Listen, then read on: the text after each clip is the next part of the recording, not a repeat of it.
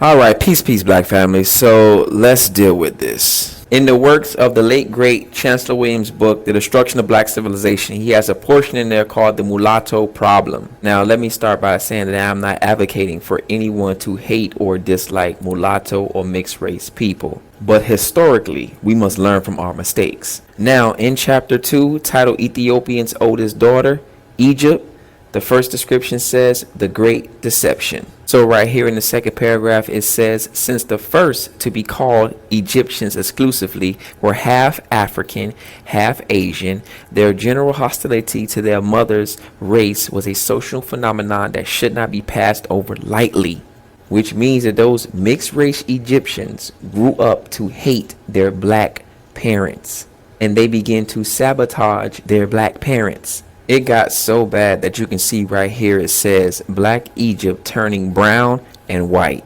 We can literally see history repeating itself right now today.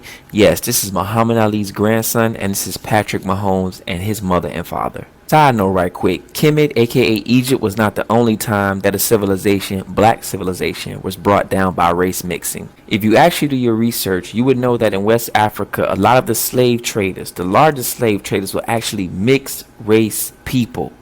There's a great book on that called Daughters of the Trade.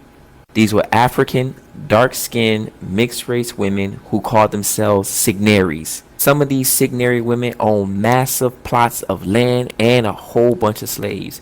European merchants and traders, especially from the French and the British, would settle on coastal societies inhabited by signaries in order to benefit from the increased proximity to the sources of African commerce. The way that Europeans have used mixed-race children to benefit them is no joke.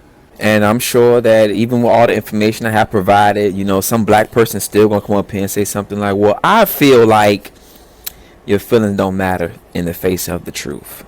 In conclusion, I don't even want to get started on how this affects generational wealth, genetics, community. It's a lot that comes along with it. But until we truly study and learn from our history, we will continue to repeat the mistakes of our history.